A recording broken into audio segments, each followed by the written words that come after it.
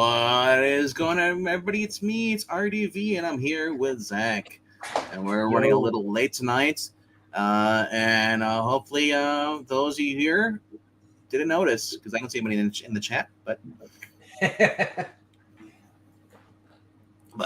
how's it going, everybody?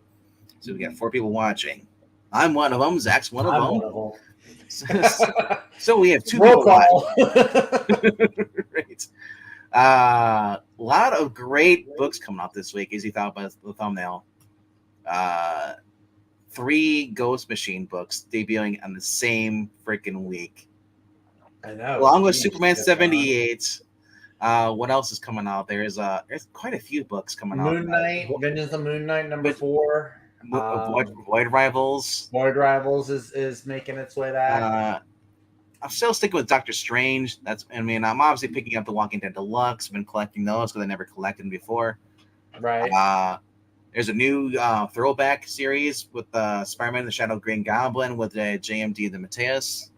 That's coming out. Right. That's right. Did you get that? Wasn't Peter David doing that symbiote Spider-Man 2099? Yes, it already started, and it's been great. Okay. Right on. There's quite a few books. If you love Batman Scooby-Doo Mysteries, that's still going strong. They're in issue 4 for $2.99. Isn't that crazy? It's the only DC book. That is crazy. That's the only DC book that's $2.99. That is wild. There's Godzilla versus the Mighty Morphin Power Rangers, #2. Okay. Like I said, there's a lot of stuff coming out. There's the Turtles. Then there's another Scooby-Doo DC book coming out for $2.99. It's issue 127. Scooby-Doo, Where Are You? There's quite a few stuff coming out this week. Okay. So yeah. It's clear to really. I'm not gonna read that joke. That's a Zach joke. Zach, you read that. And no, I wouldn't have thought of that. I wouldn't have. It would not really have occurred to me. No. So we're one step. We're one step above a Zach joke. Yeah, exactly. Because Clea is 2 syllables. Clear is 1. You can't. Let's just say this: even if the MCU wasn't woke, we're back to the MCU was when they first started off being awesome. I hate the casting they did for Clea. Who was it? It was Charlize Theron. Yes.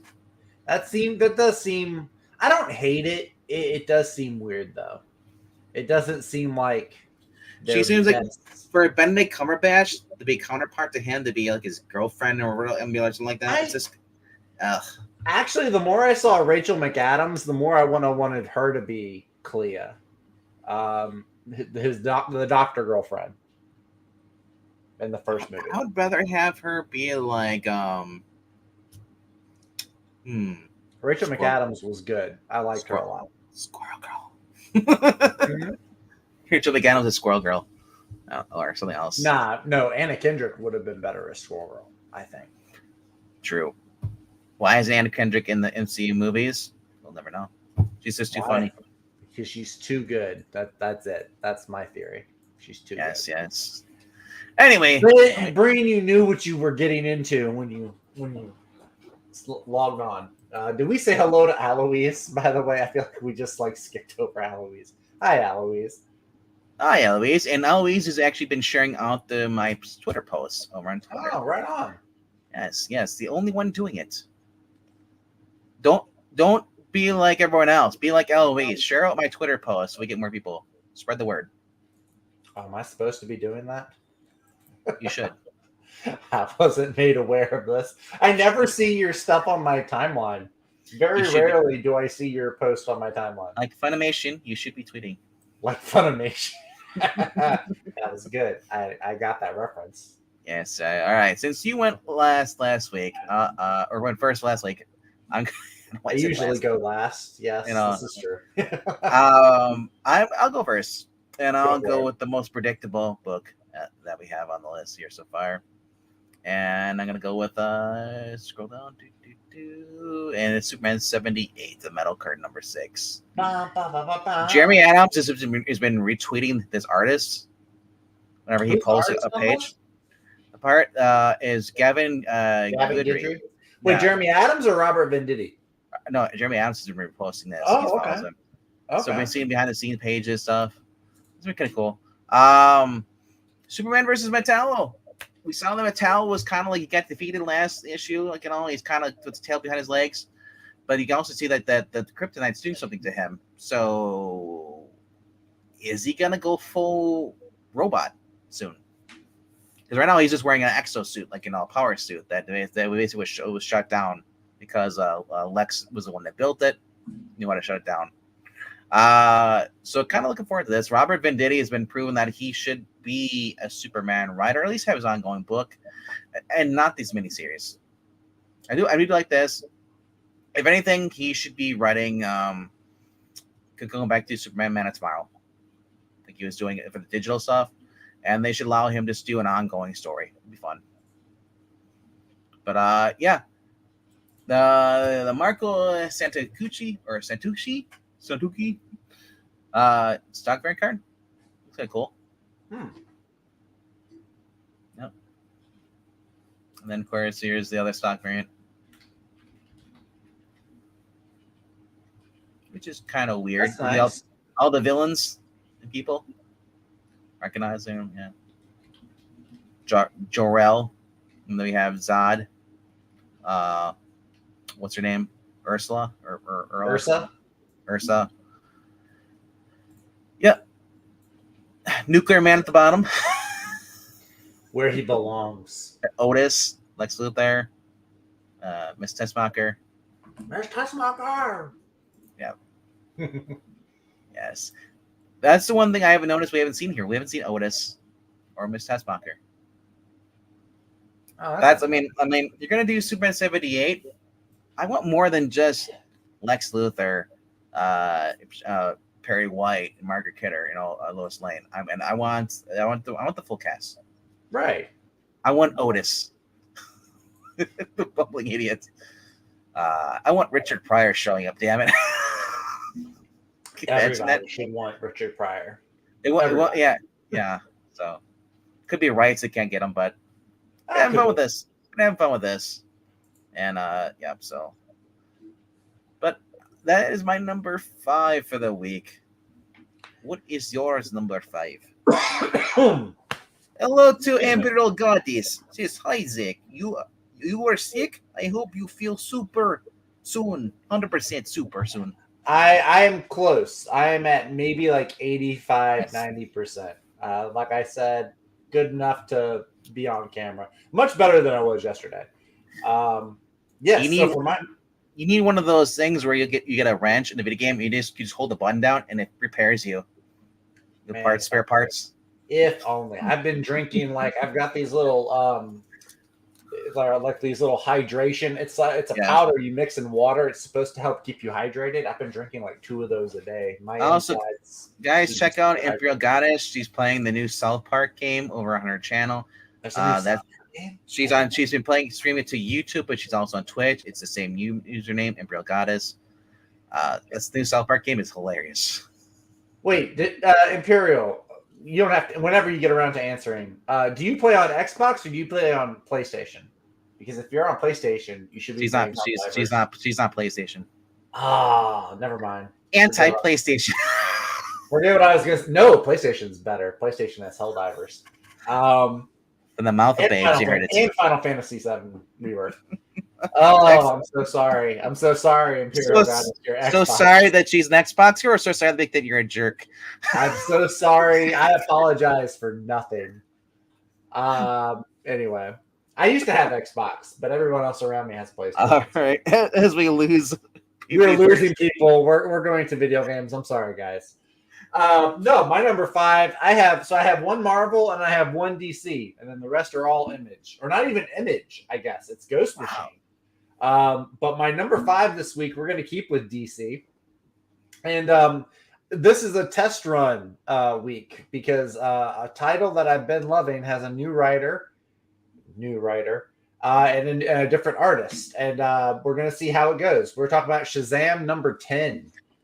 This is the first issue not being written by Mark Waid. I think Dan Mora might have been off of it since last issue. I'm not sure. He's been off. He's been doing the covers, but he hasn't been doing the interior. Josie Campbell, for those you don't remember the Shazam story, that Yeah, she did the Mary Marvel Shazam one. Yeah, which was actually Um, wasn't that bad. It wasn't bad. And Manuela Lupacino, if you can't get Dan Mora, Emanuela Lupacino And is a pretty good consolation. I mean, she brought back the Shazam bunny. She's really good. Her art is the best part of the world's finest Teen Titan series. Her art is really, really good.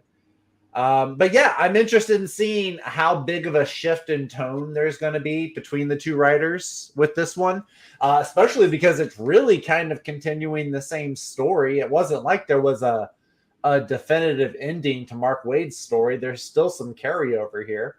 The Batson family has this, new house, or at least they're trying to. I'm sorry, they're trying to sell their old house, which got destroyed in a fight with Black Adam. Then the gods came in and helped rebuild it, and now there's magic shenanigans in the house. I do like that cover with the cross section of the building and everything. That's really cool. This was a really fun comic with Waid and Mora. This was really fun. It just had all the crazy, outlandish elements of Captain Marvel. I feel like it was everything a little boy wants in a comic book. It had dinosaurs, it had aliens, it had big fights. It was awesome. Very curious to see, like I said, the tone shifting with this new writer. So like I said, this is the test drive. If it works out, Shazam stays on the pull list. If it doesn't work out, I might give her like 2 issues to find her footing. But if after issue 11 it doesn't work out, I'll probably drop it. You're just kidding because you got Talking Tawny on it, tell it.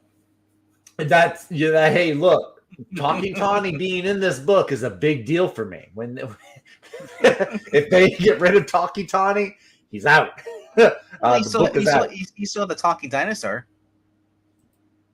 That is a big plus. Undead Quinn, I can't say if it's downgraded because I haven't read it yet. Come back Thursday, and I will have a yay or nay on this. And issue. honestly, I know a lot of people didn't like Manuel Lupacino's art. Who doesn't like her art? When she was on the Teen Titans with Waid, I liked her. Her art was the best part of the Teen Titans, I thought.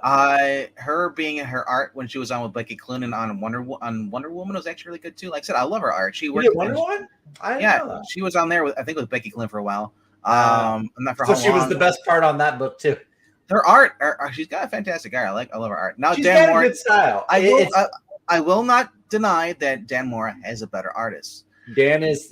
But I like the way she draws the female characters as far as gives me Chris Samney vibes a little bit. She has a lot of similarities, I feel, to Chris Samney's art style. Yes. And y'all know I like Chris Samney. So but this is my number 5 this week. Like I said, we're gonna test it out. We're gonna test the waters, see how it goes. All right. It ends up being the Mary Marvel show. Look, I like Mary Marvel, but I'm here for Billy, not here for Mary. I like both. I like them both too. If the book's called Mary Marvel, I'll buy it. Maybe it's Mary Marvel. Go. If it's called, if it's just called Shazam, exactly. I mean, it's Billy. Exactly. Or the family, I guess. I guess you say that, but anyway. As long as it continued the humor and stuff that was in the movies, that's all I cared. Yes. That's all I liked. All right, my number 4 for this week, we were just talking about some of these, is actually Redcoat. Redcoat. Yes. Just look at. I never really read the Redcoat until we got that sampler book the other was it a couple months ago, and it feels like it was last year already. It doesn't feel like it was a while back. I think it was in January. January, probably, yeah. And I love this guy. He is pretty much just kind of like a Michelangelo personality in a sense, where he's just kind of like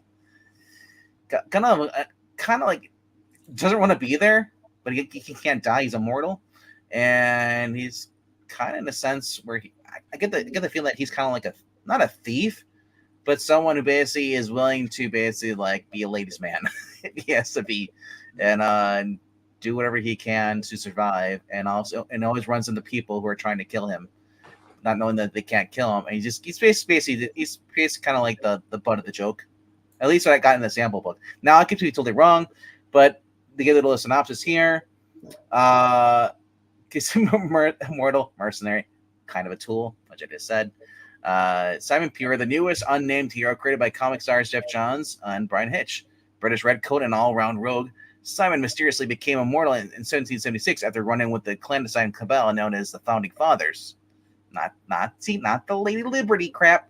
Founding Fathers. Which include George Washington, John Hancock, and many other prominent American Revolutionary War leaders, blah, blah, blah.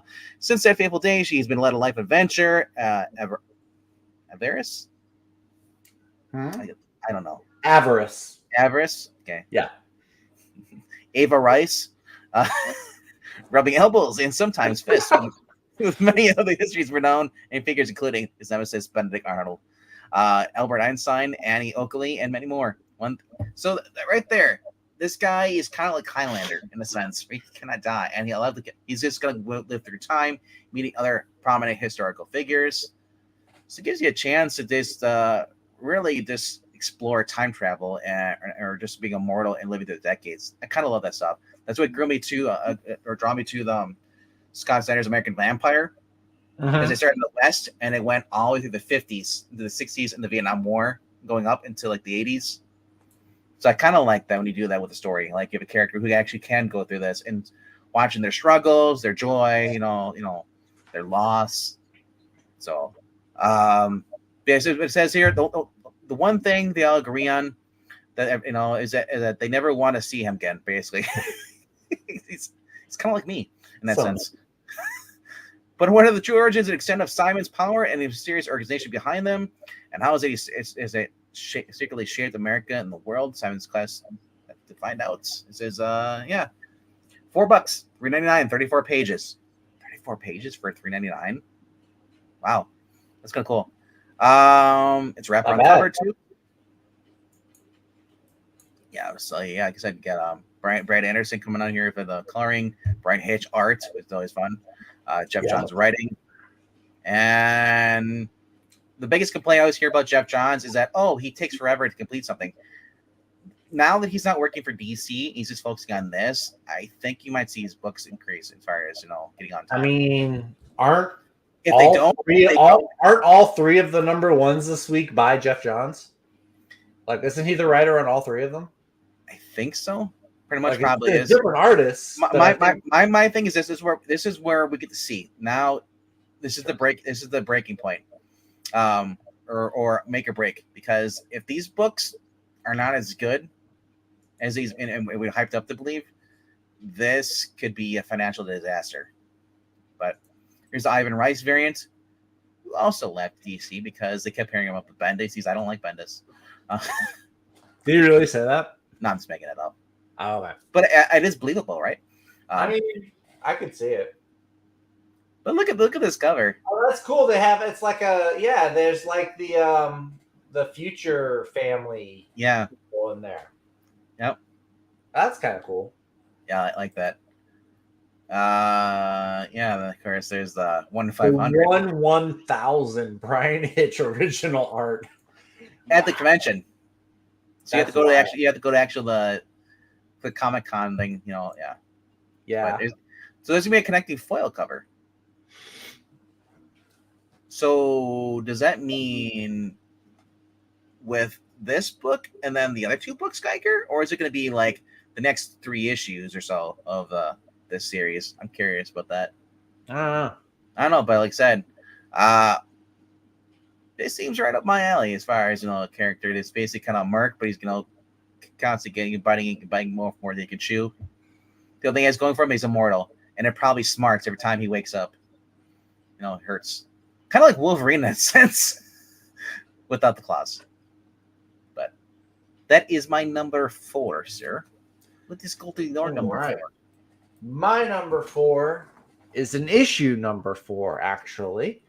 We're going to go to Marvel for this one. We have Vengeance of the Moon Knight, issue number 4, from your boy Jed McKay. Jed McKay got 3 books coming out this week. Issue number 34. There's 34 is what we should be calling it, really.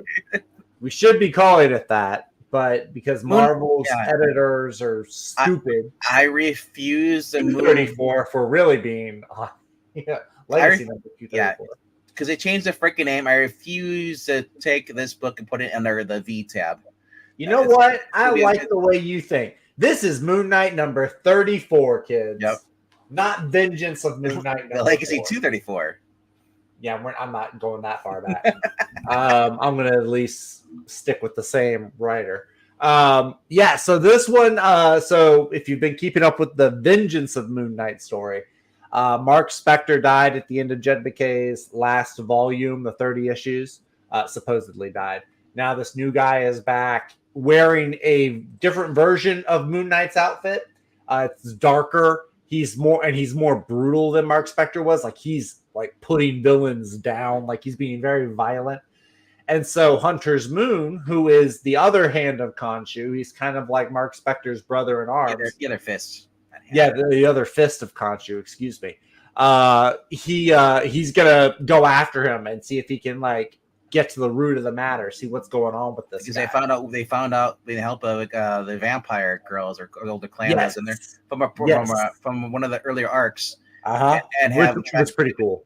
Yeah, they basically went to tell him track them down for us. And I believe this is the issue. I think Jed McKay said this in a Twitter post. I think this is the issue where we find out who is, like, if it actually is Mark Spector or if it's somebody else. He said this will be the one that, like, I really hope it's him, but I don't. I mean, like, it's like only because I like Mark Spector. I mean, I love the Moon Knight stuff. I don't want another. I don't want this one to like. Oh, it's someone else for TM, and then we don't get Mark back because he's dead. I don't know that, but I also don't. And also, it's a double-edged sword. I also don't want another freaking personality. I would rather it be a fourth personality than be another person. Same here, but I don't like either one. Yeah, I mean, we'll see. Maybe. I mean, yeah. I mean, honestly, I'm very curious to see if Jed McKay, like, if it's one of those two, or maybe if there's a third option that nobody's thought of. Like, what if this is actually like Khonshu just came down and possessed Mark Spector? I just thought of that. My thing is, one of Mark's still in hell, and then this is a demon that took over his body. Could be that too. Or a former fist of Khonshu now inhabits his body because we saw them. Yeah, because there was that thing where they showed all the past reincarnations of Moon Knight, kind of like all the past reincarnations. We're trying to fight to control Hunter's Moon. Yeah. So, yeah, but I've been liking this one so far. I've been liking Jed McKay's Moon Knight. I do like the Elizabeth. I was looking at. I've never heard of this woman before, Elizabeth Torque, but I really like her covers. Her artwork's really good. It has like that 90s all ages kind of look to it, but it doesn't look too PG. Like this has a nice kind of like throwback. Did you see this here? Approved by the Khonshu Code Authority. Oh no, I didn't read that. The Khonshu Code. That's fun. Look, you got the corner box, the corner art. Yep. That's always a good sign. But she's got. I don't know if she does any interiors or not. I would like to see if she does. I like her cover work. So possibly. But yeah, Alessandro Capuccio has been the artist on this. His artwork is just phenomenal. Matt Lopez with the colors, also phenomenal. The way they do the contrast between the dark and the light, and the way they make that cover right there. The coloring on that is very similar to what you're getting inside the book. Maybe a little more polished on the interior, but just that contrast between the dark and the bright is awesome. I love it. Yeah, it's not that artist is so Capuccio. That is Alessandro Capuccio? No, that's Alex. That's a different one, huh? Yeah. This one is Alexander Lozano. Oh, 5. I do like the detail on the weapons, the chains. Yeah, I know. I like these nunchucks. But I'm not liking this Black Panther though. I thought it was Iron Man with a cape. Honestly, it's Superior Iron Man with Doom. Yeah. Breen chimes in and says that Moon Knight cover that we were just looking at was an homage to Tomb of Dracula 43. Yeah. It wouldn't be surprised. They've been. It says vampire variant. Yeah, staring me in the face. But like I said, this has been an enjoyable series. By mid K, but it's okay. Hey, They can't all be home runs. You can get a few. If you can get a few base walks in there, it's okay. Yeah, but I don't want to get hit by the ball though. It's not a okay, but that's different than a. Well, sometimes it's different. But yeah. So yeah, looks fun. Looking forward to this as well. All right, gonna go over to my number 3. And real quick, I want to show the Elizabeth Torque. Apparently, also Spider-Man. She's doing a variant for that. Oh yeah, the one with the mom, the MJ mom. So she worked an executive assistant on there back in the day. So it looks like she's been on some of that before. That's kind of cool. All right, my number 3 this week. It's a bit of a glow up. It's been a while since we had this guy. Is Geiger number 1. Series premiere, and all starts here again. Again. Is this the third time? Because they had it started in the future, and like we were like now we're going back to the beginning. We did that with the 2-issue mini series they had there, which was an origin story. Now this takes place after that, so we're gonna fill in the gaps leading up to that first Geiger series. That's what it seems like. But Jeff Johns, Gary Frank, bro. Gary Frank, oh man, he is great. And no, I don't like Doomsday Clock. I read it. I like Doomsday Clock. It brought the JSA back into canon. Yeah. Wait, Canon Films with Chuck Norris? No, canon is in continuity. Oh, okay. Anyway, basically, leaving his home behind, Tariq Geiger. Now we know his last name is Geiger. Funny. Now walks the radioactive roads of the former United States with his 2-headed wolf Barney, who also likes to drink alcohol and burp. The star of the show. But as his enemies dodgily pursue him, Geiger discovers salvation from the unlikest of foes. But what secrets does the potential ally hold that can help Geiger? And exactly how many people are after the glowing man, and why? Well, it gets kind of dark outside. They probably want to use him for like some kind of. That's a dangerous nightlight. Well, I mean, he's a power source now. That is true too. That is true too. They could use him, the power stuff. Yeah, imagine putting him into a nuclear power plant to power up the city. Choose again. It is one of the cleanest ways to get energy. Yep. Says that Dumbus' vital action-packed chapter in the shared universe of the unnamed. This is $3.99 for 32 pages. Less than the other one. Nice. And here is the connecting variant. So I'm thinking they are connecting. Yeah. Yeah. So that's cool. So I'll be looking to get the connecting covers of these. That would be cool to have. Yeah. I might just try to get a poster. True. I love posters, but I have nowhere to go with them. Yeah, that's true too. It's like I only have so much space on a wall. Like I need to have a hallway on both sides, like walking down, like studio. Yep. And then there's the blank cover if you want to go to the sketch. But I also like the main cover too. There's some good covers. Yep. But that is my number 3. All righty. What is your number 3, sir? My number 3 is the one that you haven't talked about yet. From Jeff Johns, coming out through Ghost Machine. We have Rook, the Exodus. This is issue number 1. And this one is interesting to me. We're gonna see how this goes. So this is also Jeff Johns. The artist on this one is Jason Fabak. I'm not sure how you pronounce his last name. But yeah. Yep. It's a sci-fi series. Hundreds of years from now, civilization goes to another planet called Exodus. It's terraformed, and where all of nature, including its animal population, are controlled by these humans that are called wardens. But then when the Exodus's world engine fails, the warden's power falls into the wrong hands, and it creates chaos and mass evacuation for people who can afford it. And then there's other people that are left behind. So Rook, who looks like he controls birds or ravens. Ravens. Yeah, he has Ravens, yeah. Looks like he has to scavenge for an escape vessel off of this Exodus planet.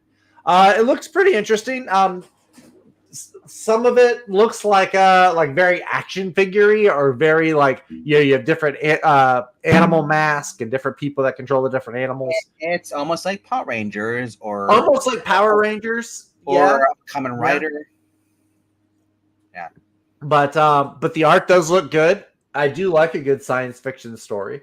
I probably am not looking forward to this one as much as I am like the Unnamed War stuff. The Unnamed War stuff is probably my favorite thing that they've got going on right now, or that they're about to get going on. Mm-hmm. But this one does look interesting. I do like Jason Fabik's art. He does do a really good art style. It's very similar, I think, to Gary Frank's. But I would definitely recommend people don't pass on this because even though this is not connected to Unnamed, it most likely probably will be later on. It could possibly. I mean, they've got a ton of stuff coming out through Ghost Machine. If anyone got like that 80-page anthology they did a few months ago, there's a ton of stuff that they have. Because he's trying to basically get off the planet. Yeah. So if he gets off the planet, he might go back and meet up with either Geiger or Redcoat. You know. Yeah, but this is Ghost Machine. They're covering a lot of bases. They're doing family friendly stuff. They're doing horror stuff. They're doing some sci-fi here. Whether it's all going to come connected in the end or not, I don't know. Right now, I know all the unnamed stuff has like a little unnamed tag on the cover. I don't see it on. It's almost like they're doing manga ideas. What do you mean? Manga. There's something for everyone. Well, yeah, not usually from the same title though, or the same company. The publishers do. You're right. Yeah, so I mean, it kind of makes sense. They're kind of going on different ideas from you normally would see at Marvel or DC. Yeah. So I mean, these obviously they're on a planet. They were working on something, and then the engine was failed, and now everybody left. And he's basically his ship was destroyed. And you see he's teaming up with another guy who has another helmet that allows him to control the warthogs there. They were given these helmets are able to control the animals because they're on an alien planet and it's a mining planet. So I'm looking forward to this, man. I said I love the art, the cover.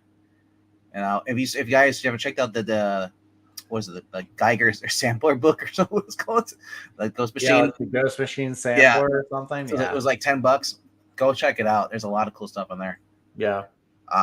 And speaking of which, are you done with this? I'm done. Yes. Okay. This is my number 2. Like I said, I'm looking forward to this, man. It says and you got the 3. Yeah. Jason Fabik, who worked with Jeff Johns on Scissor there, 3 Jokers. Was another fun book. So yeah, under the years from now, a man is known as Rook is a one simple farmer who fled the crumbling earth for a new life on a planet. Called Exodus. Exodus, yep. Terraform planet where all the nature, including its imported animal population, was completely controlled by humans called wardens, and that's what he is.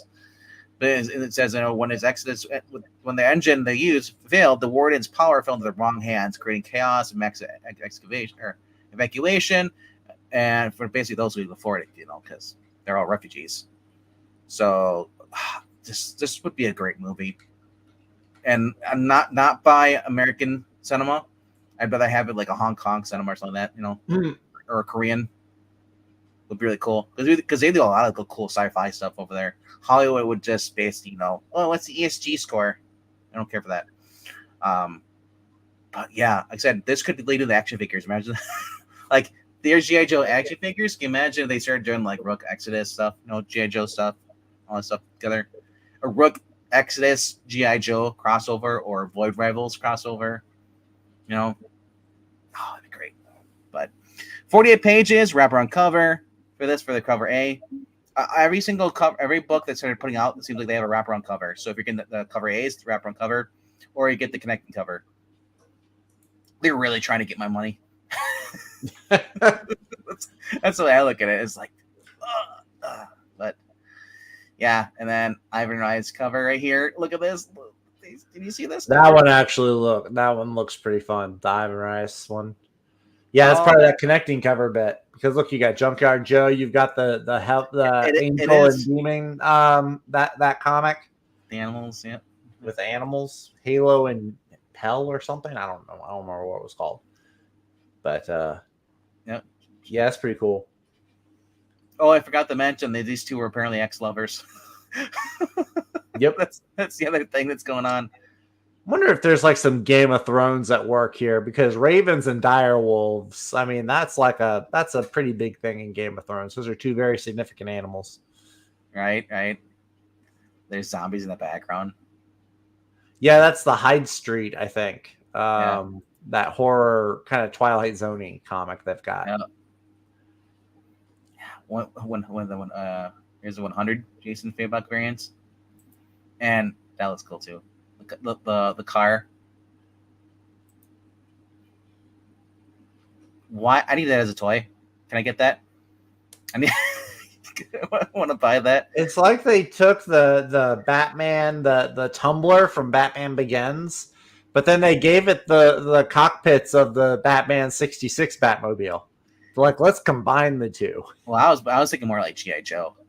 Yeah, I could see maybe a little bit of that too. It doesn't look quite as military. And he took a warthog, from from Halo. Yeah. Mix it with G.I. Joe. Maybe stuff. Looks great. Yeah. What's that? He says that like Pharaoh reprint. Oh, it's talking about Pharaoh. Okay, reprint covers. Second print is Halloween cover. Oh, he's talking about you missed out on Pharaoh last week. You're probably getting the reprint cover. But yep. Ooh. Yeah, the black and white Virgin covers. These. That's. Who has the money to get like these 1 in 500s? That's crazy. It ain't me. I know they're out there. Those whales are out there. I'm just not one of them. So you're paying $3.99 times 500. Yeah. All for a collector's thing that you're hoping will appreciate and gain value over the years. Which and maybe it will, but probably nowhere near what you're expecting. No. I mean, there'll always be someone out there who will willing to pay you the $400. Probably. You'll take a loss, whatever on it. But yeah. It's, like I said, I don't know. Then again, because if it's a limited quantity, they'll always keep the price up. But yeah. It depends if people have money. People have money, they can't buy these things. That's true. No, but all right. Where are we going, sir? My number 2 this week is one that you have already mentioned. Actually, my top 2 are books that you have already mentioned. So, sorry, guys. I'll give you some repeat performances here. But we are going to Geiger. Issue number 1 is my number 2 book of the week. The reason is my number 2 is because this is the third Geiger number 1 that we've gotten. I love the character, but it's funny to me. Because we had Geiger, then we had Geiger Verse. Or something to that extent. And now we have this new. Now, granted, those were both miniseries. This looks like it's going to be an ongoing, which I am ecstatic about. One of my big qualms with the independent comic scene is that too many of the good stories are limited series or miniseries. There are hardly any ongoings. So I am happy to see they're addressing this. They've got a new ongoing coming out. I like the Geiger, the world that it's in. It's like this kind of Fallout type of world where nuclear wars happen. The survivors they're like the closest civilization. I think they're living in like a theme park or Las Vegas. It used to be Las Vegas, but it's like divided up among these different factions. You have the glowing man, you have Geiger, you got Barney, the two-headed dog. I'm always looking to find like these little hints where they drop like, oh, here's Junkyard Joe, or here's a red coat reference, or different things like this, because they actually still have quite a few characters that have been mentioned but have not been seen yet. So I am looking forward to seeing more of those breadcrumbs as they drop. He's taking one of the better lessons from the early MCU days, which is you introduce your characters individually, and then you can bring them all together for the main event type thing. Well, yeah. It's also well just in general. If you're creating a new comic book universe, you kind of like your launch the X-Men, then you had Fantasy Four, maybe Spider-Man, Yeah, and you then can't just roll out all your characters at and then you once. eventually start having crossovers with them. Yep. And like I said, if he starts introducing villains, kind of like they do with FF, and then that villain becomes popular, and then it ends up crossing over with the other characters, like that's golden, man. You know. Yep. But That's why I like FF and I like Spider-Man because a lot of the big villains, they come out from their titles, and then and the X-Men were kind of there. But yeah, not really too much else to say. I mean, we've talked about this one. You mentioned all the stuff about this one already. I mean, it looks great. I can't wait to support this. I've been a big fan of Jeff Johns forever. I like now that he's kind of going out on his own. He's starting this whole company. I'm hoping that it works out really well for him. I think it will. I don't think he would have been able to get as many of these top tier artists and creators to follow him over if it didn't look sound. I said with the cancel culture and the comics are dying, I'm glad that Jeff Johns got out of that crap. Because people have been trying to cancel him for the DC thing. Remember with the cyborg guy? Ray Fisher, yeah. Yeah, they were trying to do that even before then. And now DC can't cancel because he's not working for DC. He has his own company through Image. Yeah, well, I mean, they could still try to cancel. I mean, I saw a post today talking about how small the comic industry is, and I know it's been mentioned before, but like the comic industry really is. If you look at it compared to the whole population, the comic industry is a small one. As our pal Eric Breen has said, as long as Kirkman and Jeff Johns now leave the Whisper Network people, all the people who don't give a shit about you, leave them out of their business, let them die off somewhere else, and continue to put good books. You can. There will always be an outlet for good books. Absolutely, I agree with that, but I'm just saying I like the chance that now I'm getting to see Jeff Johns do more of his creator-owned stuff. It does suck to me because I do like his takes on the JSA, the way he writes the JSA. I know that hasn't been everybody's favorite incarnation recently, but I am really excited to see what he's got cooking of his own creation, his own originality. So yeah, and this is a very sci-fi stuff, and he is kind of putting eventually these guys can become a superhero team because we do know that Redcoat appears in issue of Geiger.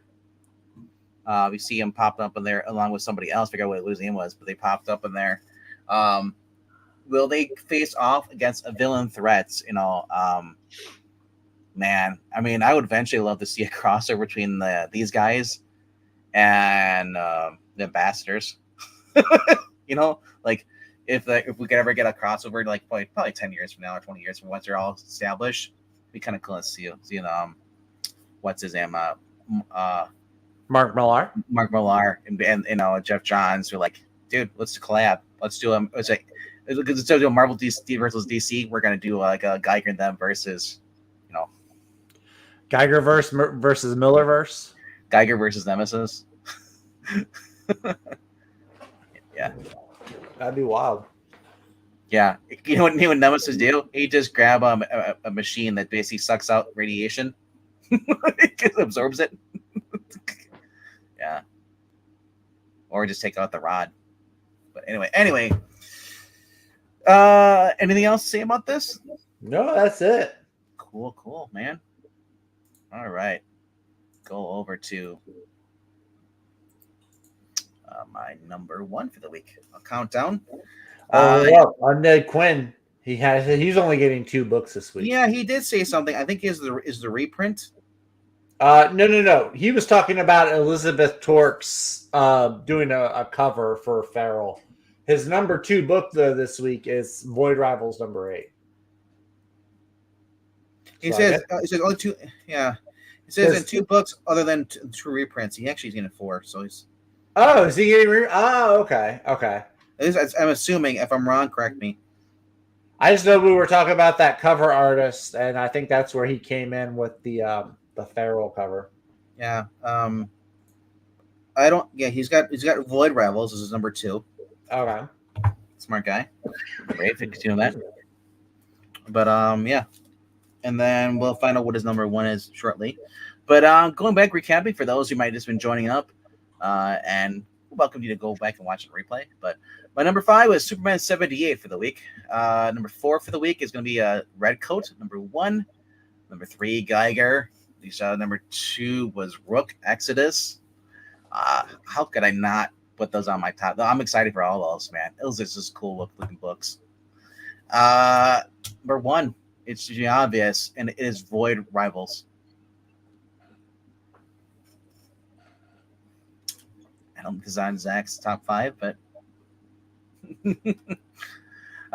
Derek and Selena go face to face with Proximus, face to face with certain death.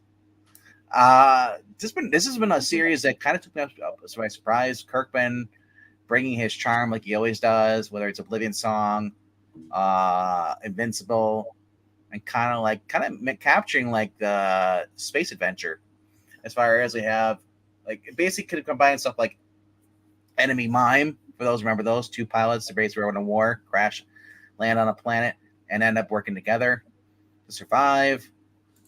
But then it starts getting kind of like Firefly-ish.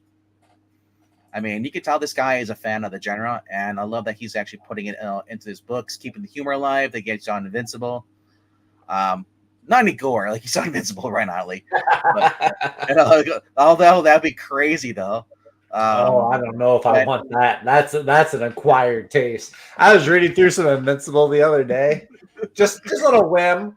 I was like, oh, let me go through these couple of issues. There's just like guy gets his head stomped in just like 3 pages. I was like, oh my gosh, I can't even with you, Robert Kirkman. Ryan Otley was in the latest episode. Yeah, it was Ryan Otley. Critter Science Dog. Wait, is that the one where he goes to the comic convention? Yeah. And really like, we animators do these wide shots, or they hide the mouth moving. So they go back from behind the back. They had from the back of the head. We do it to make work easier on us. I was like, dang, they're being legit real and also getting away with it too. It's funny.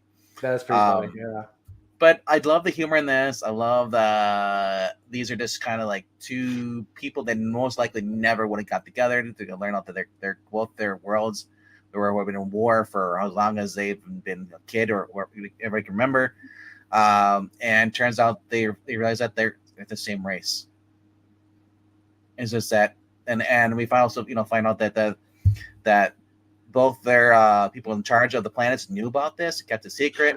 So we don't know why they kept it secret, but we all know there's a giant black hole in the middle of their planet, or the ring they're built on. It's kind of like the Halo, the Halo ring.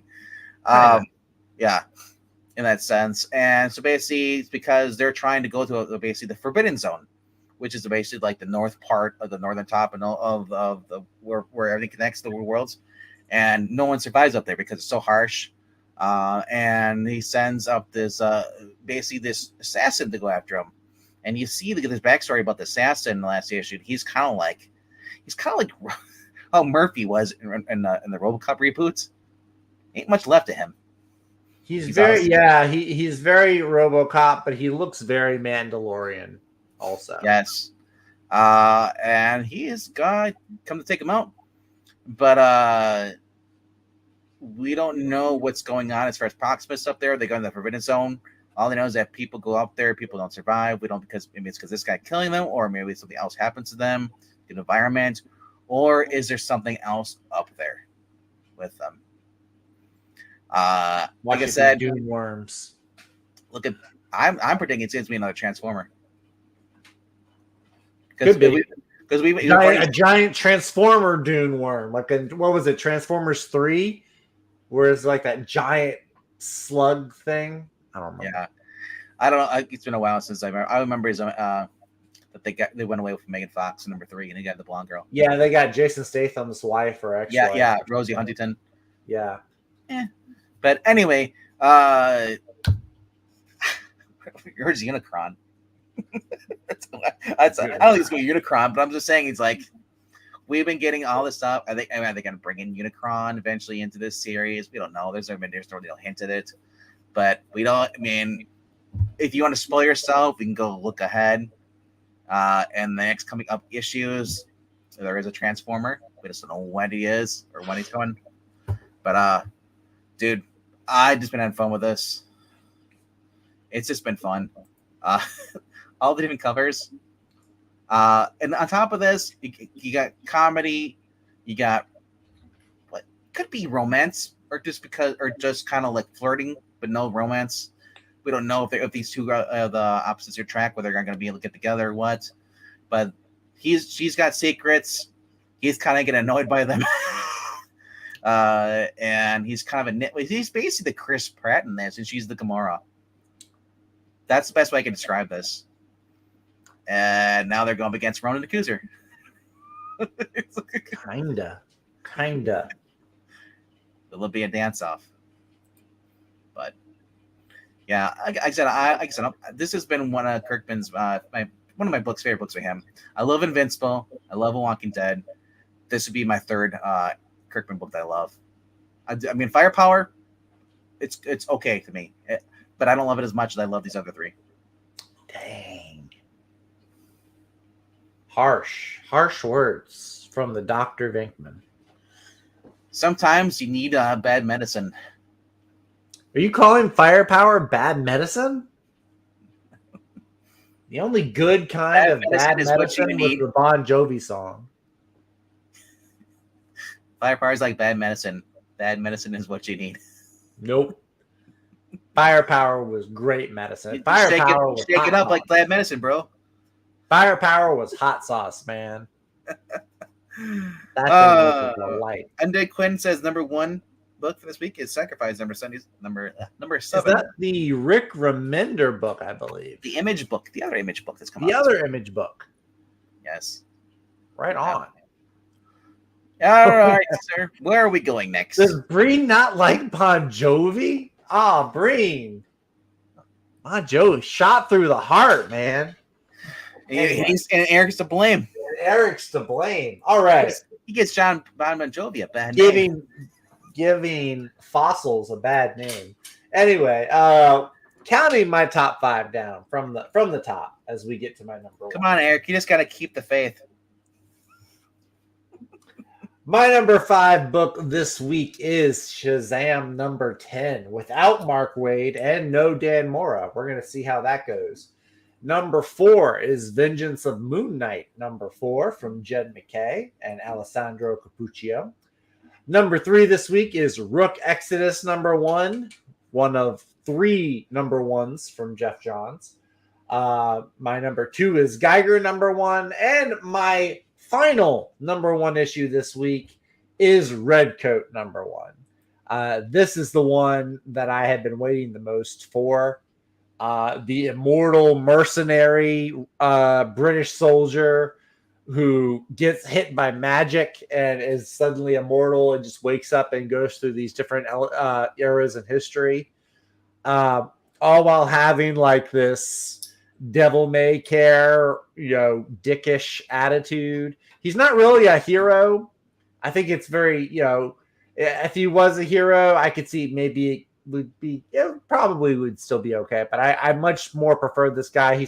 He's just in it for himself. If it gets some riches or gets some notoriety or something, I do kind of dig that. I'm very intrigued by this by this notion of, because I think it was like in his first appearance they have this George Washington and the founding fathers are part of this evil cabal.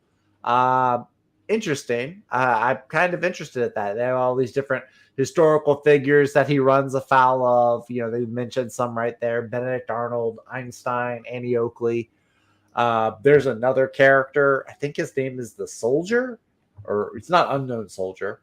But there's like another unnamed war character I think that he crosses paths with that doesn't like him. But yeah, it just looks like a really fun book. I think this may be I don't know if he's going for humor, but I can imagine that this may be the most witty book of the 3 that are coming out this week. Also, Brian Hitch on the artwork. I'm if I wasn't already sold on Jeff Johns, Brian Hitch would have sold me on this. Yeah, because I'm a huge Brian Hitch fan. So yeah, I don't really know what else there is to say that we haven't already talked about. This one does, it just looks like a lot of fun. I like how they're keeping all these 34 pages for $4. That seems like a really good deal. Um, you know, I wish they did like some floating heads in the corner on these, but the go-go checks, that's a good little throwback. That's all right. But yeah, I'm really, really looking forward to this one. Perhaps if I only had to pick one, this would be the one that I would be picking. So Nice. yeah. Like I said, I'm looking forward to trying these all out. I think Oh, I same. might. I think I might rank Red Coat and Exodus, Rook Exodus, a little bit more than Geiger. Well, Geiger, like I said, we've gone through Geiger twice now, it feels Yeah, like. yeah. So I can understand that. There's not much more excitement for Geiger than I can really have than I've already experienced, but That's understandable. I'm hoping that I'll be surprised. Something Yeah. else. But yeah, especially Red Coat and then Rook Exodus. Looking forward to those books. And American Widow. That's American another one. Widow was one. It's supposed to come out too as well. And then Ghost. Ghost. Yep. It's supposed to be like a ghost thing too. So looking forward to that stuff as well. And to see where this all ties together towards the end. But yeah, that's it for this week. And we'll look over at the trades. All right. You can skip the first one because no one gives a shit about that. You could actually then go to the second one. Dan Is that Jurgens. based off of the CW show, Lois and Clark? This is what I'll be getting. This is the Dan Jurgens from Action Comics. Oh, that's that mini story. Oh, okay. I can get Dan Jurgens without all the other trash around it. And Elizabeth Brightweiser too. Never thought I'd see her name on a DC book again. Dan Jurgens, Lee Weeks, yeah. Elizabeth Brightweiser collects Action Comics, Death of Superman Anniversary Special 1. So this is a nice little trade to have. That's actually pretty cool because I remember for a while that was the only part you liked of the Action Comic, the anthology bit. It's a young Jonathan Kent story. That trumps anything that's going on with the Split Twins. And it's set back when we liked Superman before he got ruined by Bendis. This is Rebirth Superman. Oh, okay, yeah. Picking up where Superman and Les Clark left off, young John Kent is going into his powers on the Kent farm when an otherworldly princess crash lands and starts Superman's help. So instead, John, I says, well, my dad's kind of busy, I can help out, and then she's like, there's no time. He ends up being whisked away on her basically her alien spaceship, and then Clark has to go pursue them. And there's like a little off-world and kind of like a little story going on here too. Way better than that, whatever the hell that was. Superman lost by what was his name? The guy who can't write. Chris Cantwell. No, Christopher Priest. Yeah. Oh, that's right. Yeah. Superman lost, which was so dumb. Yeah. Anyway, so that's coming out this week. And that was it, $17. Looks cool.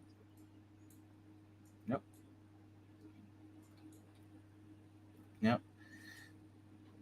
So, all right. What else we got here? We got Sacrificers, which I know Undead Quinn's been basically checking out. Nice. They collected Volume 1's finally collected together.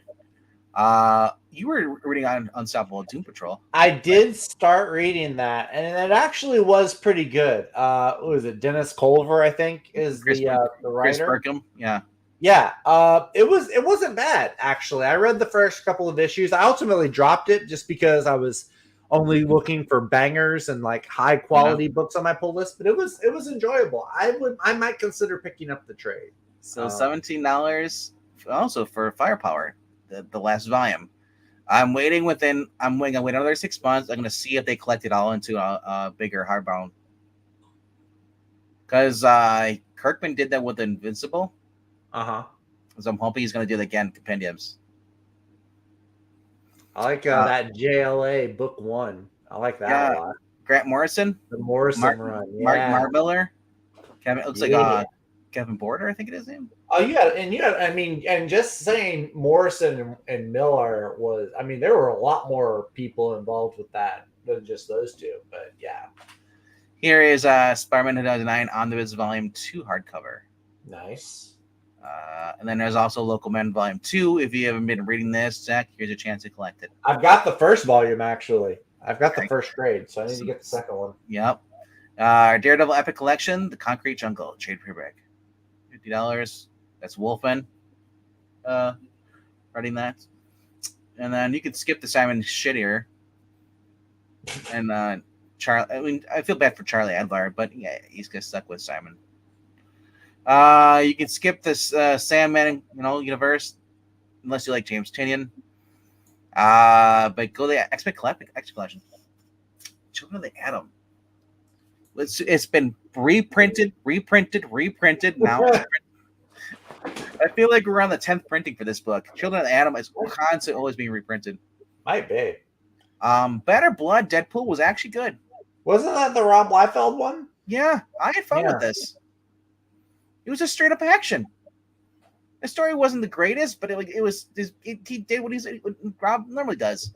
He provides you a great action story with comedy. You could skip Spider-Man India. It's a shame because he was the best part of the Spider-Verse movie, the Indian Peter Parker. I think you can skip all these books, actually. Yeah, probably all of those. Well, this is Titans. I don't know who is writing this. High Republic. This is through Titans. This isn't through Marvel. Let me see what this is. Load, please. Load. Thank you. 6 stories by the Sunday Times bestselling novelist George Mann. Collection of tales set centuries before the birth of Anakin Skywalker, featuring Jedi Knights during the era of the glorious High Republic. No, you don't need that. Nobody needs High Republic. Old Republic, yes. High Republic, no. Nobody needs that. Yep. Get out of there. Get out of that.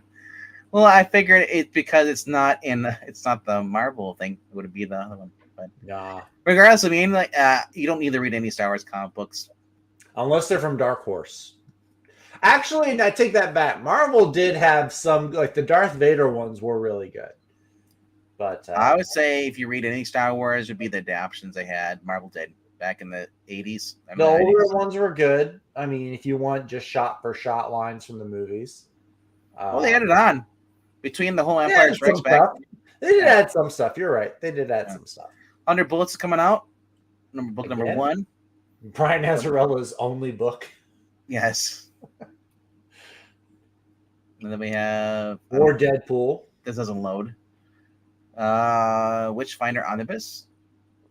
Mike Manola. John Acuti. I can't read that one. Ben Stenbeck. John Severin. Yeah. And then Scarlet Culture. You should get this. If you haven't got this.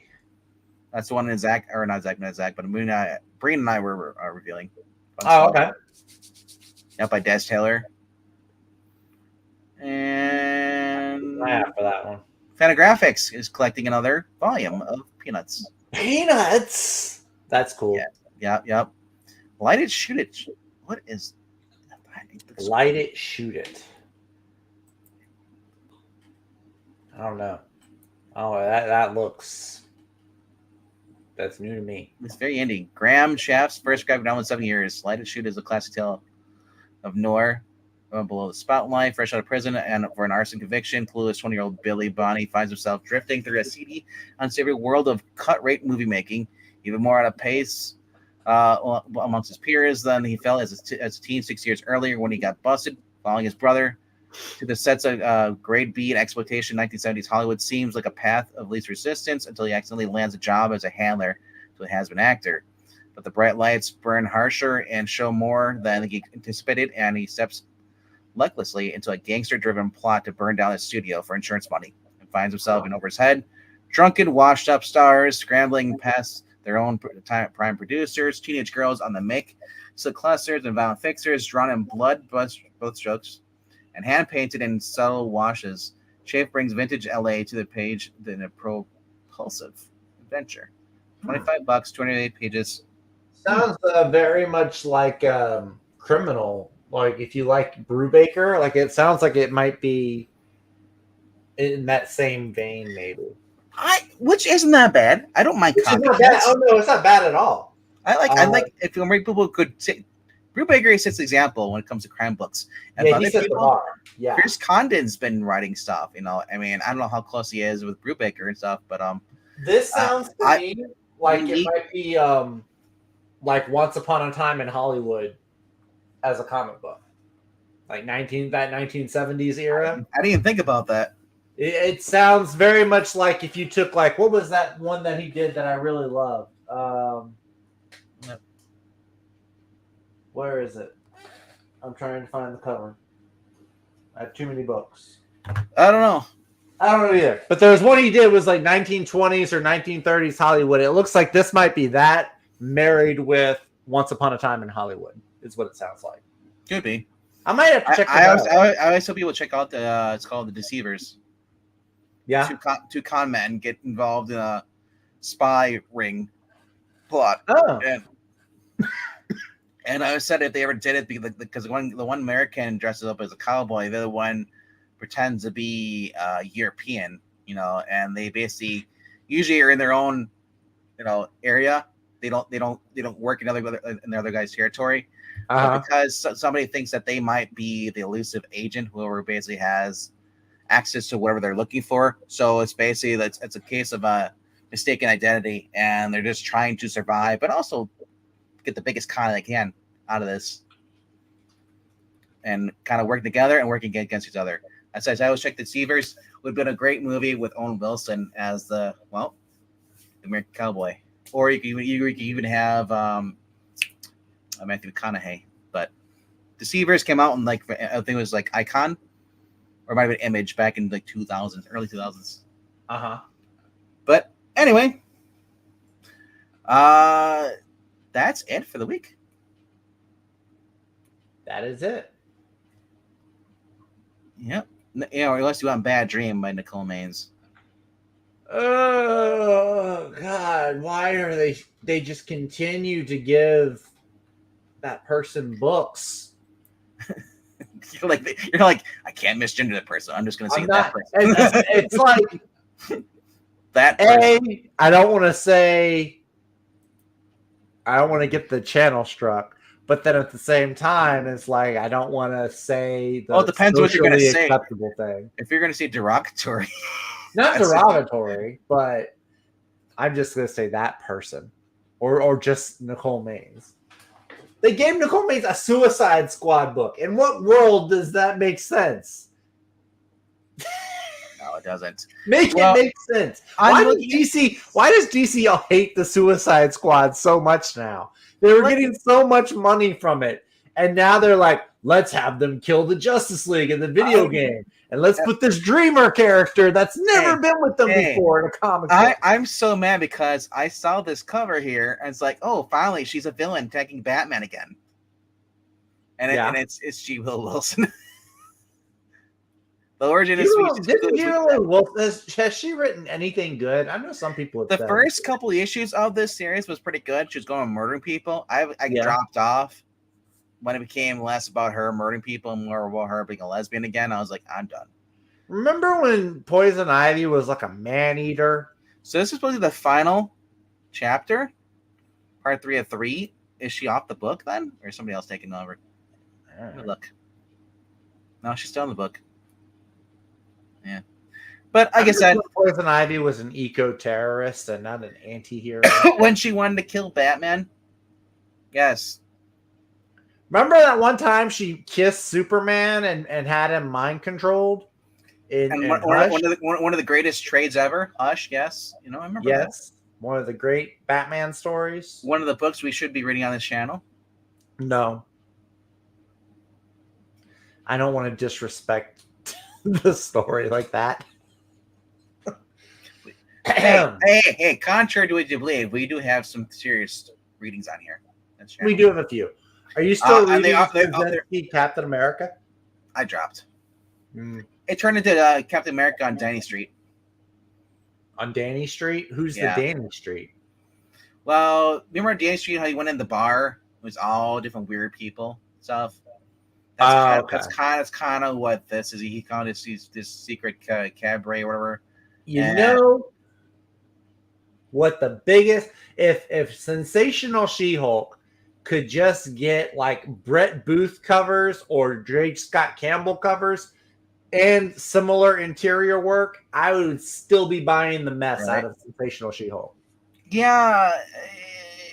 Is this even Jen Bartel anymore? I think she's still... Well, I don't think she's doing the interior now. That's not Jen Bartel on the cover. Oh, it is. Never mind. So she's doing interior too? That doesn't look... That looks like really rookie-ish for Jen Bartel. I don't know. Part two? That looks off. Yeah. Then there's the Betsy Cola vampire variant. Boy, they're loving their vampires in May.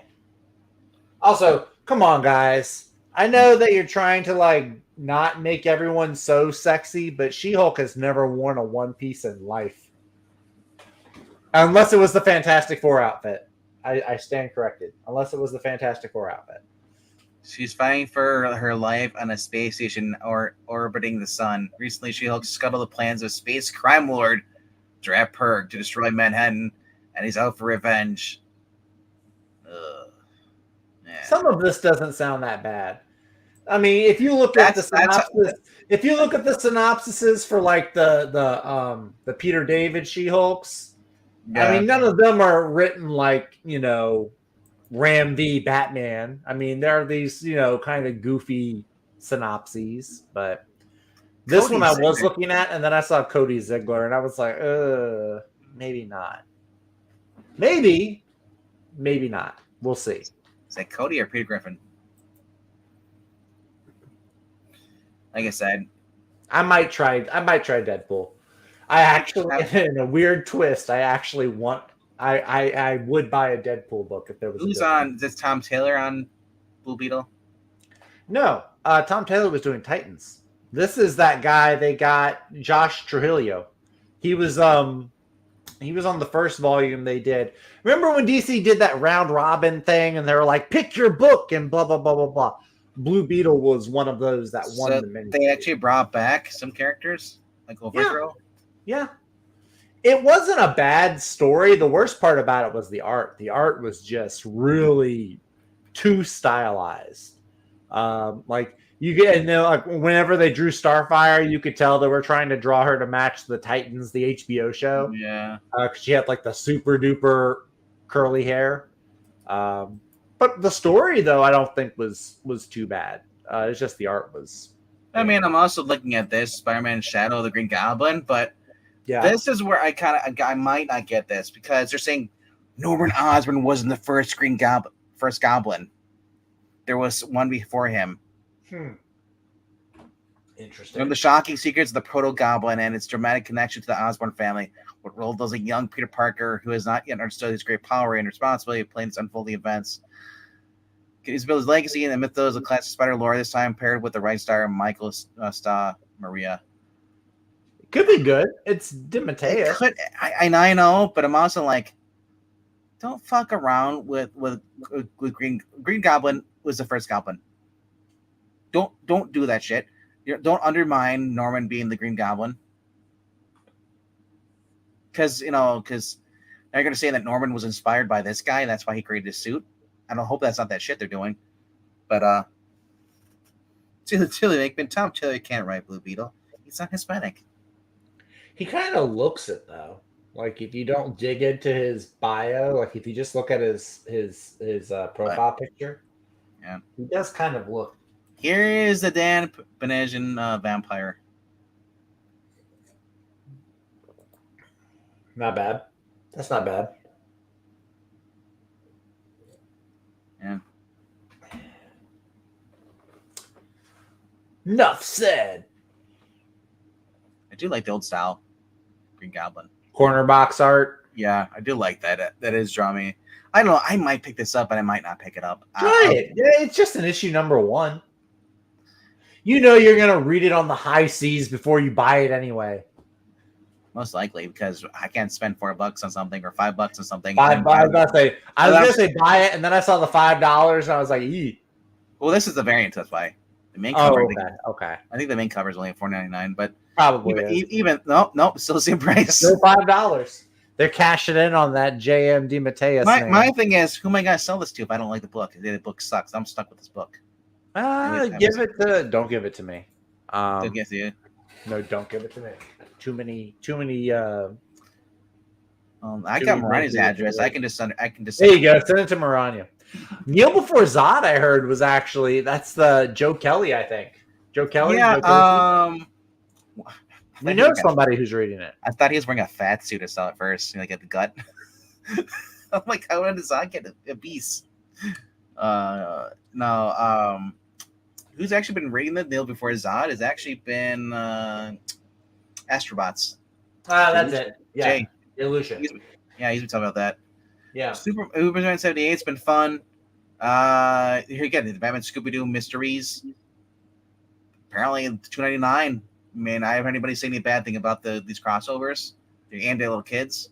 Power Rangers versus the Mighty Morphin Power Rangers. I would be shocked if you don't get this because I know you love Godzilla, kaiju stuff. I do love Godzilla. I don't love Power Rangers. And giant mech robots going against Godzilla.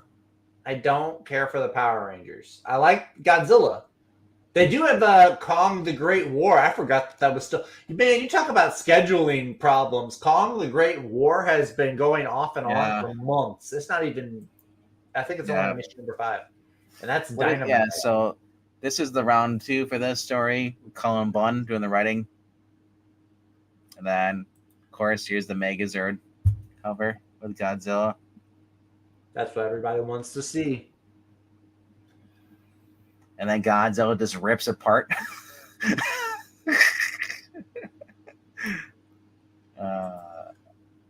Alex Sanchez cover. I mean, look, I love to give IDW a hard time, but their Godzilla stuff actually goes pretty hard. Yeah, I think they're doing a sequel series to what was that Francis Drake one that they did a while back? Oh my gosh, Zach. Yo, the pixels. That's Super Nintendo version. That's actually pretty fun. I like that. I'm a fan of that, actually. This is a stash loot thing. That's pretty fun. Yeah. I like that. Great. Yeah. All right. And of course, Ninja Turtles coming out this week. There's the other Scooby-Doo. Morning Adventures. The other Scooby-Doo. 127 issues. Going strong. I might go back and start reading these, man. I don't know. Check them out. Red Sonia.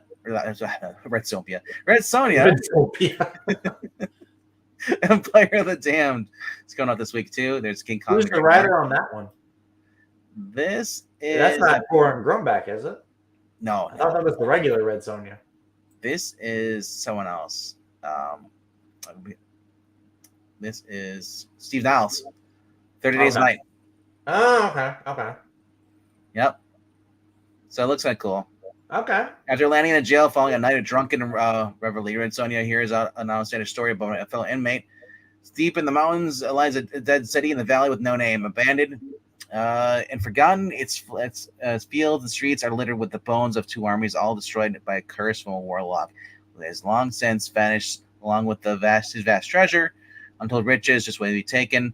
At least that is the legend. But Sonya's cellmate Margot has more than a diverting tale. He's also got a map that says the legend could be reality.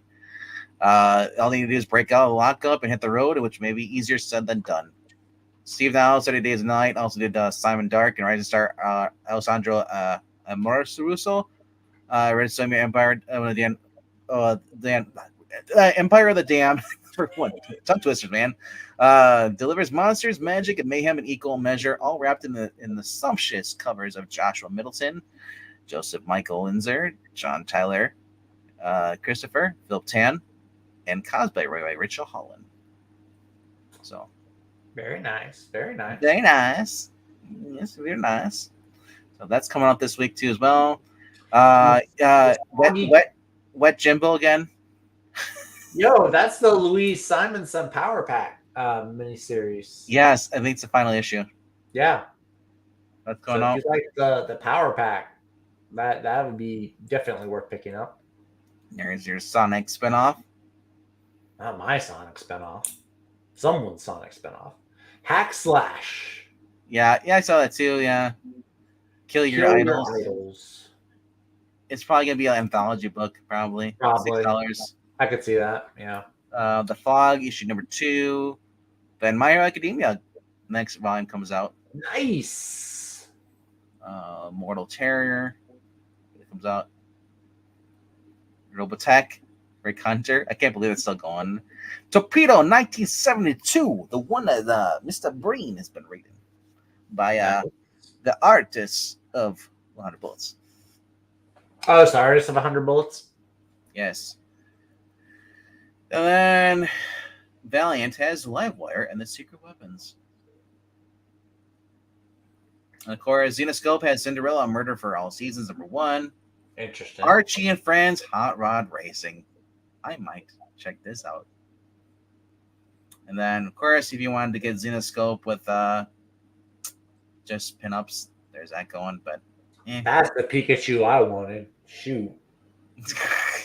Shocking. That was good.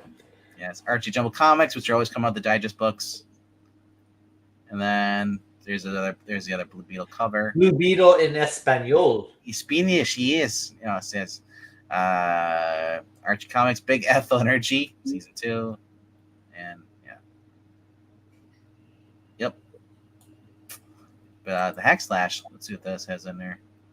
Tim Seeley, Stefano Caselli, Crank, Michael Russell. Tim Seeley, love that guy. I mean, he's actually returning to his saying, when Cassie and Vlad encounter an unusual slasher, they're led to the front door of Cyborg, former super soldier, super patriot. Now the horror hunters are drawn into a race against time alongside a lost super team in a tour of the gritty underbelly of the Image universe. Preaching art from the original Hack Slash creative team, Stefano Caselli and Tim Seeley, just in time to celebrate the 20th anniversary of Hack Slash. $6, 36 pages. $6, jeez. You know, Shadowhawk's gonna be in here apparently. People So if you love like Shadowhawk. Yeah. So. Yep. Oh, Chihuahua. Undead Quinn was right. Good Lord, they got to put some paper bags over these covers. Which covers? The Xenoscope, the custom. I wasn't going to click on those covers. I mean, they're blocks across the thing, but dang gum Xenoscope. Yeah, but as far as this goes, the whole Xenoscope thing, I forget what the artist is, Shikari or something like that. Has been accused of using AI art. Really? But people are like, because people said like, wow, it just seems like it's so perfect, like so thing like AI thing. Yeah. It doesn't seem like this seems too realistic. All the hands have the correct number of fingers. Well, sometimes it's not even that, you know, but I'll click on it, and then if I see something bad, I'll click off it. I'll click. But as if the female body is something. Well, yeah, she does all the X-ray covers, so we'll click real slow. But yeah, a lot of them are risky. Yeah, very risky. Sun Kumamonaki, or yeah, she's been accused of basically using CG art. But don't click the other on zero pinups. All right, but that is it for this week. Went through everything there, guys. Even a little special, with a little longer. But is there anything, guys, you saw that maybe interested you, or maybe some of you guys aren't just into buying comic books anymore? You're just kind of like, I'm just done with the hobby, so I'm just here to support us. We love that you guys are here to watch, even if you can't afford stuff this week, or you're just not into the hobby anymore as much. You can live vicariously through me as I get 13 books.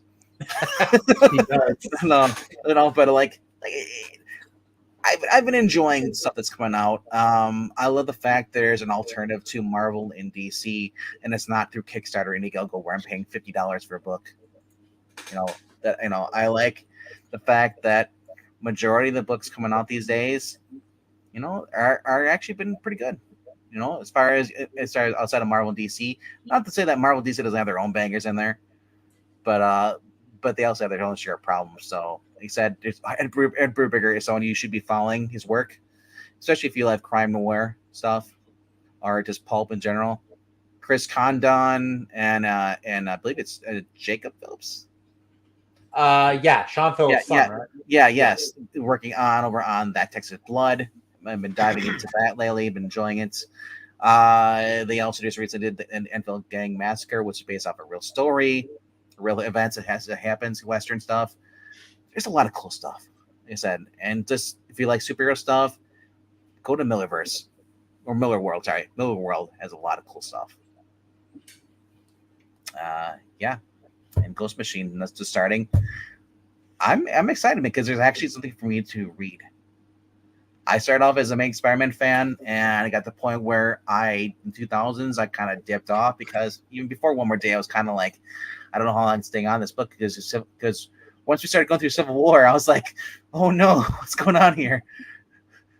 Even I'd still take the Eric Larson Spider-Man's over anything today. That's saying a lot of the title of Spider-Man, more of a Spider-Man, but yeah. Speaking of Ultimate Spider-Man, how long is that going to be out? I mean, and seems like people like Black Panther, the Ultimate Black Panther. Then they're going to do an Ultimates coming up as well. Deniz Campbell, I think, is the writer on that or the artist. I'm trying to find him right now, actually. But somebody.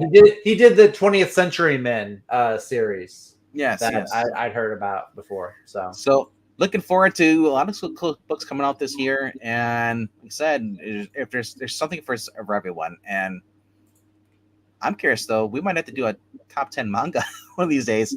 I know Zach, you're getting the manga. I've been getting the manga. I know we're a comic book channel here, morally, but I would not mind talking about some of the mangas. I mean, I know nothing about manga. I was standing in line at the grocery store today, and the girl talked to me about anything other One Piece. Look, I know I talk a lot about One Piece, but I know there are other manga out there. I just watched Naruto for Easter with my family. Dude, I just picked up a manga freaking book, man. Where is it? Here. You know what I picked up? None of them are as good as One Piece, but what? Oh, nice. Yeah, very cool. Through Viz collection of all the stories. Very cool. I've been getting in the manga. Like I said again, the last time I read manga was when I was 16. It's welcome back. Welcome back. Yes, exactly. Alrighty. With that being said, hope you guys had fun, and we'll see you on Thursday. We're back to our normal schedule, 8 p.m. Thursday for Best of the Week. Yes. No more. I'll be here. And I may have something extra. I'm hoping the mail gets it to me in time, but I might have something that's extra cool. But stay tuned to the channel. Like I said, we have a lot of cool stuff coming up. We got some readings coming on. Obviously, we got Fridays, Saturdays, and Sundays. Now we're doing Mondays as well. We just did with the girls. We did DuckTales. Did that. So we're looking forward to DuckTales on some Mondays. We did Super Mario Brothers before that. We might dip back into Sonic. We got some Batman Outsiders coming up on Saturday, and then Friday and Sunday we'll find out what we're doing. Maybe it's another Spider-Man, another Fantastic Four, possibly an X-Men. Let us know what you guys are looking forward to, and thank you all for watching. And if you like reviews, I'm sure they'll be talking about Resident Alien or X-Men 97 tomorrow at some point.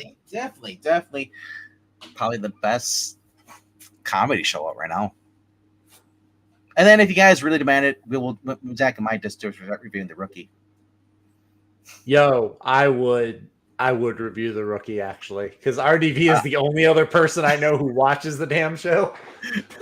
So it would be nice to talk about it. But I wouldn't mind doing the Rookie review. The Rookie review? It's funny. We may have to consider that. Be the one place on YouTube that covers The Rookie.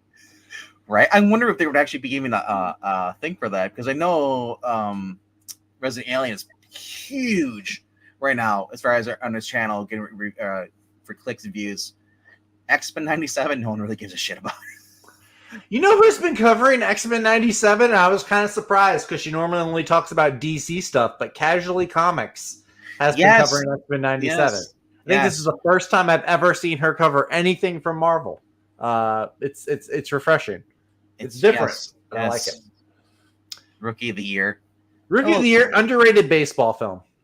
Not The Rookie, Rookie of the Year. There's two different baseball movies. One's called The Rookie, and then one's called Rookie of the Year. but we're rambling on, We guys. Please click like, show us some love, donate to the channel. I'll pay for the StreamYard. I'll pay for the books that we review.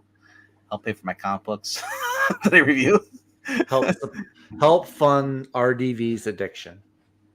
Yes, it's only addiction if you admit to it. Right? I don't think that's how it goes. That's funny enough. I don't have a problem. You're the one that has a problem with me having a. I don't have a problem. All right. No. Good night, guys. Good night, Crisis Kang. We was Kang. What's up, He bro? was Kang's. No, that's Jonathan Major. He was Kang. He's still Kang. In my heart. Not anymore. Okay. In your heart, sure.